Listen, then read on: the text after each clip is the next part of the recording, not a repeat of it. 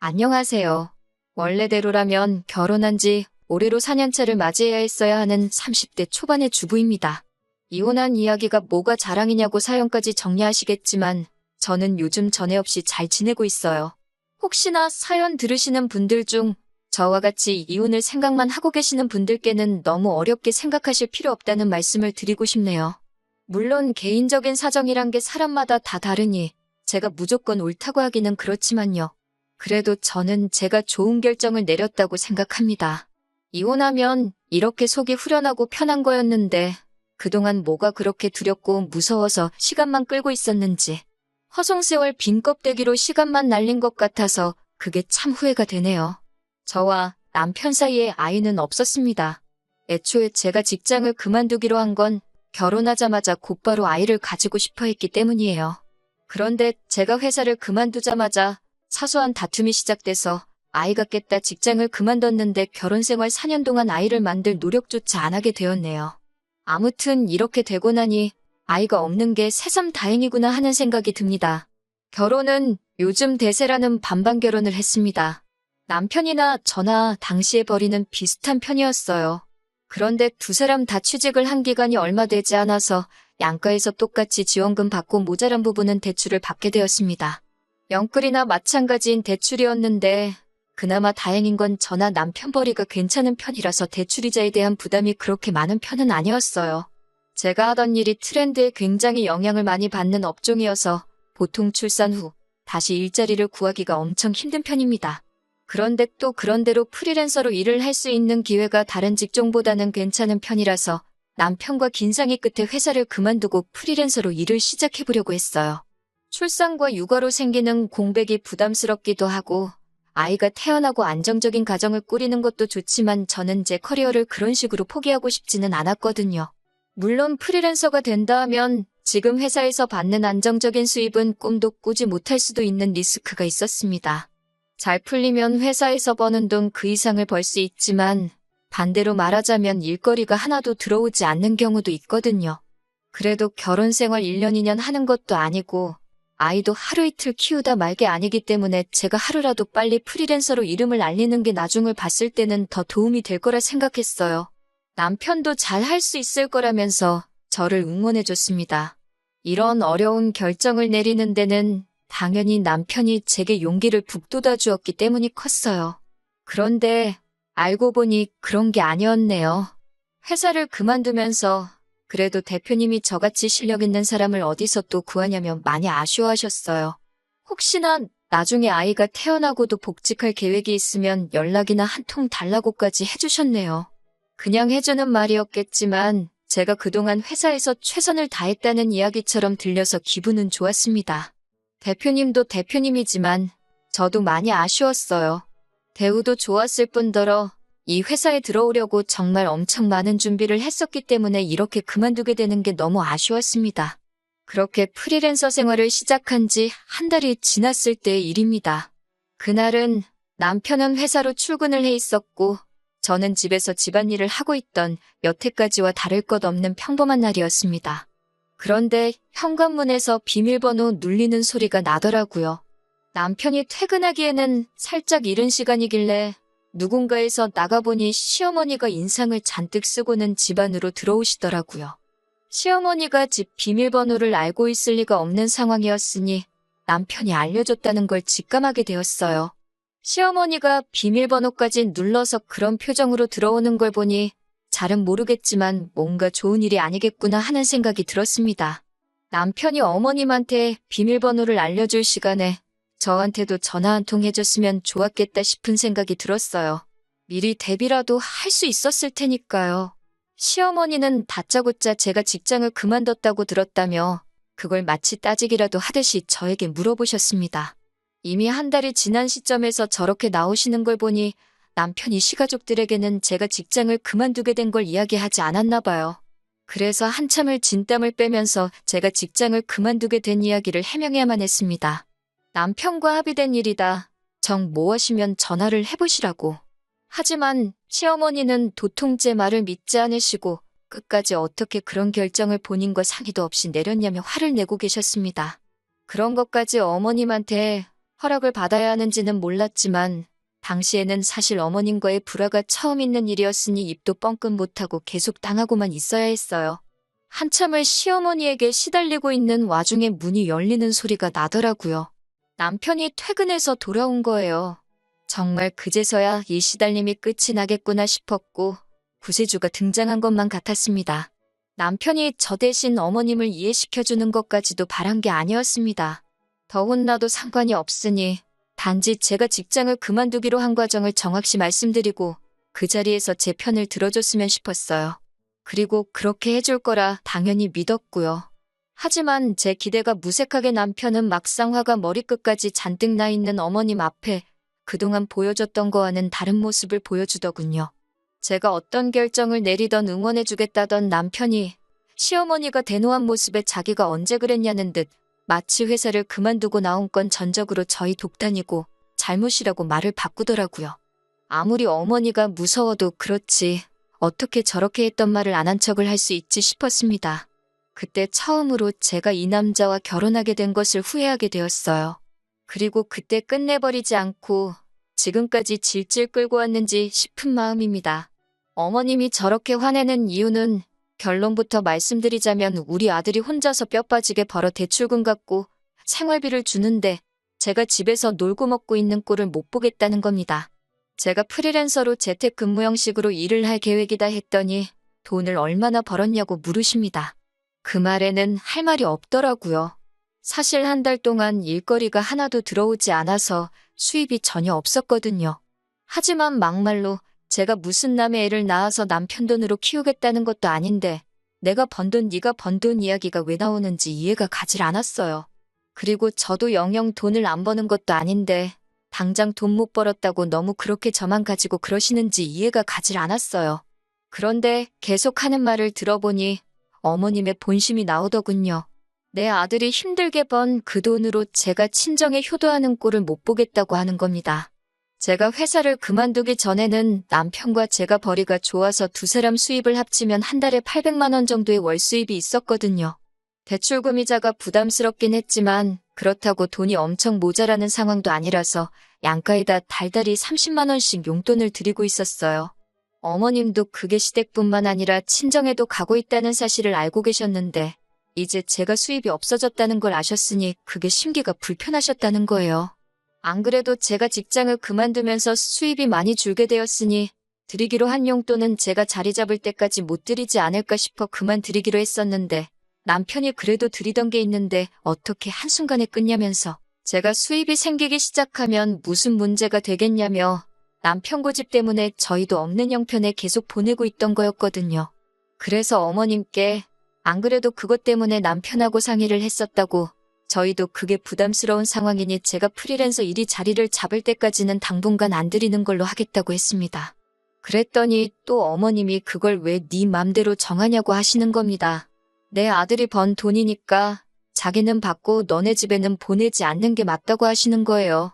뭐 계산이 그렇게 되나 싶어서 더 따지고 들고 싶었는데 결과적으로 어머님이 하는 말은 한 가지였어요. 내 아들이 번 돈을 친정에 빼돌리지 말라는 말이셨죠. 그러니까 달달이 드리던 용돈만이 아니고 예를 들면 명절 때나 어버이날 때 친정부모님 생신과 같이 뭔가를 해드리는 그런 날들은 앞으로 챙기지 말라고 하시는 거였습니다. 이게 다 앞으로 자녀 계획 때문에 그런 거다. 현재는 수입이 없지만 조만간 생길 것이다 등등제 이야기는 하나도 듣지 않으시고 내 돈은 내 돈, 내 아들 돈도 내 돈이라고 확실히 선을 긋고만 있었습니다. 그 와중에 남편은 찍소리도 못하고 오히려 엄마 말이 맞다는 듯이 수긍을 하고 있으니 옆에서 지켜보는 제 속이 다 답답하더라고요. 어머님이 자기 할 말만 다 하고 돌아가시니 그 시끄러웠던 집이 언제 그랬냐는 듯이 조용해지더라고요. 저는 그때까지도 남편이 어머님 말씀에 맞장구 쳐주고 하던 게 다 어머님 기분 맞춰주면서 상황을 유연하게 해결시키려 한 거라 굳게 믿었는데 그게 아니더라고요. 남편은 난데없이 엄마 말이 틀린 게 하나도 없지 않냐고 하면서 대출이자 내고 생활비 주면서 자기도 자기가 쓸 돈이 없어서 그동안 회사에서도 후배들한테 커피도 한 잔 못 사주고 그랬던 게 너무 자존심이 상했다고 하는 겁니다. 당장이야 제가 수입이 없는 건 맞지만 애초에 회사를 그만두고 프리랜서를 하는 게 좋겠다고 등 떠밀던 게 누군데 저러고 나오니 어이가 없었어요. 같이 결정한 걸 가지고 왜 내 탓만 하냐고 했더니 누군 한 달 동안 수입이 없을 줄 알았냐고 하면서 그게 다 제 능력이 부족해서 그런다는 겁니다. 결국 이제부터는 네 돈, 내 돈 따로 관리하자고 하더니 생활비도 필요한 이유를 적어서 자기한테 다서 쓰라고까지 하더군요. 솔직히 그때 이혼까지 생각하기도 했습니다. 그런데 한편으로는 결혼한 지 3개월 만에 이혼하는 부부가 세상에 어디 있나 싶기도 하고 괜히 주변으로부터 손가락질을 받지는 않을지 친정 부모님이 주변 사람들한테 면목이 서지 않지는 않을지 정말 너무 여러 가지가 다 걱정이 되었습니다. 그래도 그때 적어도 일을 그만둔 한 달 사이에 아이가 생기지 않은 게 천만다행이라는 생각을 했습니다. 다음 날이 되어서 저는 제가 다니던 직장을 찾아갔습니다. 차라리 애를 안 낳고 살면 살았지 저런 취급을 받으면서 살고 싶지는 않았거든요. 회사 대표님은 저를 반겨주면서도 조금만 더 일찍 오지 그랬냐면서 난색을 표했습니다. 회사에서는 이미 벌써 제 빈자리를 채우기 위해 인력 중원을 해놓은 상태였고 그걸 저 때문에 물을 수 없는 상황이다 보니 저를 다시 복직시킬 만한 여력이 없었던 거예요.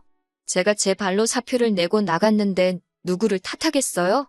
그렇게 그냥 아무런 소득 없이 집에 돌아오게 되었네요. 남편은 퇴근하고 오더니 그렇게 큰 소리를 치더니 복직은 어떻게 된 거냐며 빈정대듯이 물어보더군요. 잘 안 됐다고 하니 그럴 줄 알았다면서 왜 멀쩡히 다니는 회사는 그만둬가지고 이 사단을 만드냐고 계속 제 속을 긁기 시작했습니다. 정말 너무 분하고 화가 나는 와중에 남편이 심호와 작당을 하고 그날부터 저에게 왜 그렇게 했는지 그 이유를 알게 되었네요. 남편이 아버님 건강검진을 다녀와야 하니 저보고 모시고 다녀오라고 하는 거예요.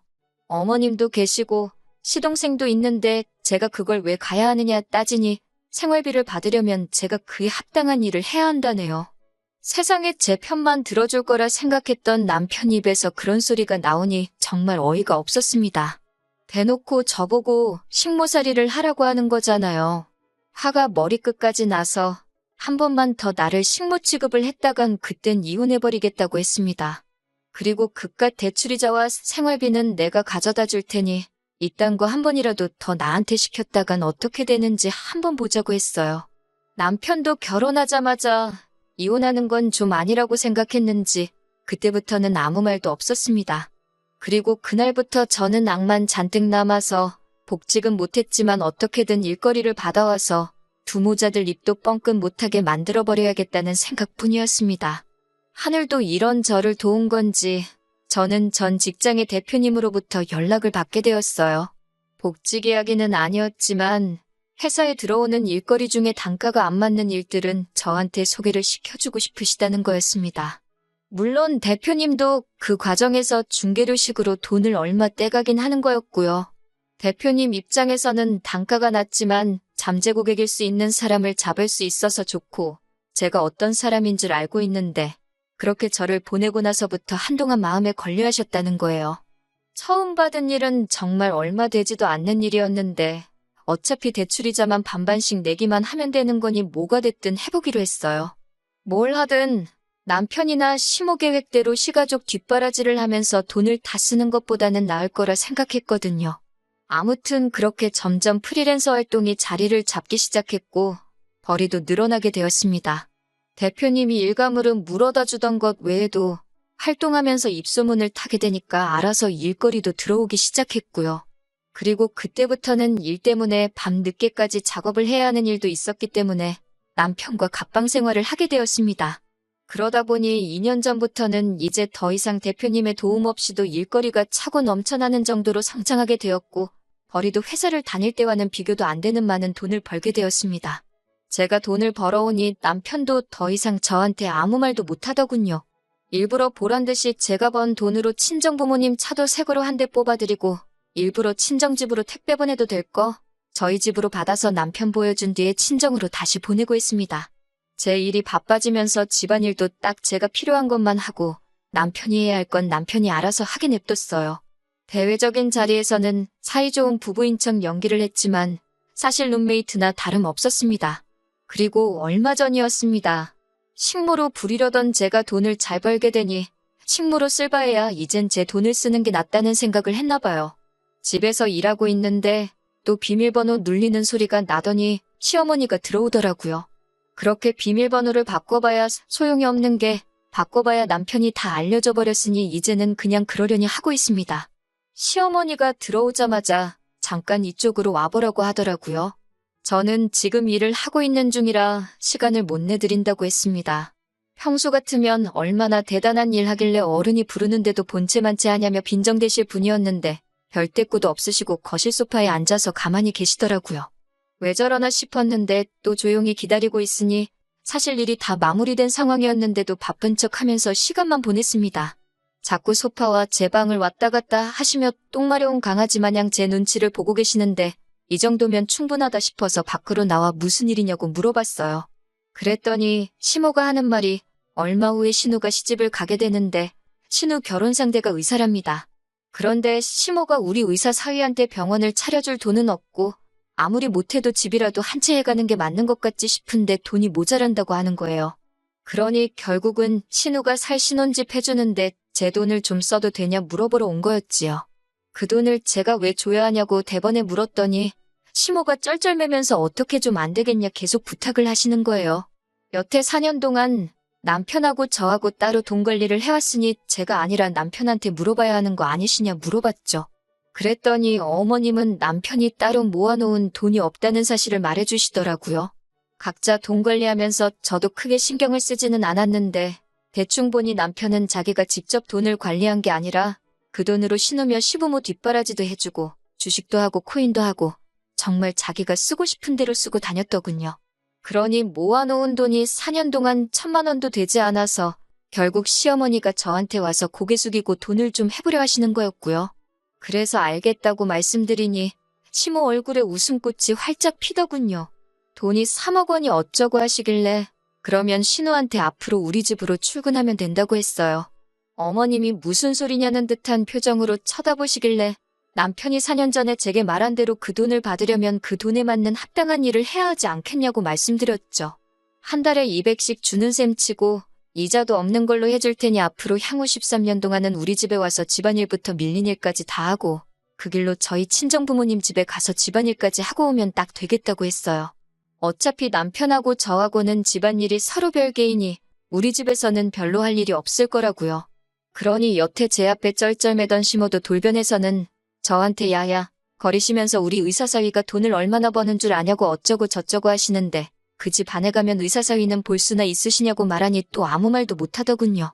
그래도 혹시 제가 마음이 바뀔 수도 있다는 기대를 했는지 시모는 저한테 한마디도 더 뭐라고 하지도 못하고 소득 없이 돌아가야 했습니다.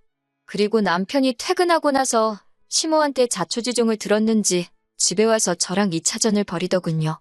선년 날개옷 숨겨놓을 땐 언제고 상황이 바뀌니 이제 와서 그러냐고 한참을 싸우다가 결국에는 제가 지쳐서 이혼하자고 했습니다.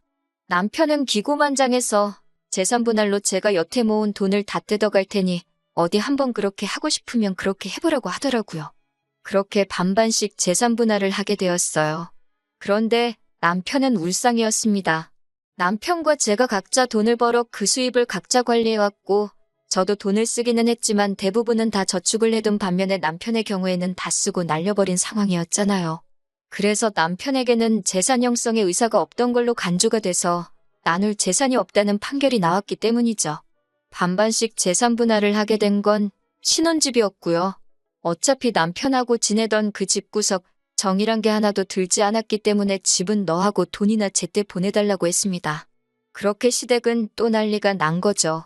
신우 시집 보낸다고 집을 해가려고 했는데 돈을 어디서 구하기는커녕 재산 분할하면서 저한테 내줘야 할 돈만 더 늘어난 겁니다. 애초에 알고 보니 신우도 그 의사 남자친구한테 병원 개업을 빌미로 결혼 이야기를 주고받았었나 봐요. 그런데 개업은커녕 개털도 없는 시댁 상황을 알고 나서는 결혼은 결국 없던 일이 되고 말았다네요. 진작에 이혼했어야 했는데 남의 시선을 너무 의식했나 봐요. 이혼한 지는 조금 되었는데 생각보다 타인들이 저에게 그렇게 관심이 없더라고요. 제가 괜한 걱정을 했었나 봐요. 저희 부모님도 당신들 면목보다 제가 그렇게 힘들게 살고 있었다면 진작에 말을 하지 그랬냐면서 현재는 제가 걱정하던 것과 정반대로 모든 게 잘 풀리고 걱정 없이 살고 있습니다. 이혼한 지 얼마나 되었냐고 벌써부터 연애질이라고 뭐라고들 하실 텐데 사실 지금 만나는 사람도 따로 있어요. 똥차가 가고 벤츠가 온다더니 사실 제가 여기까지 올 수 있게 저를 많이 신경 써주고 도와줬던 전 직장 회사 대표님하고 좋은 만남을 가지고 있습니다. 하지만 저도 실패의 경험이 있다 보니 조금 신중하기는 해요. 다시는 그 어떤 후회가 남지 않게 여우같이 잘 계산해서 앞으로는 더 행복하게 살아보려고 해요.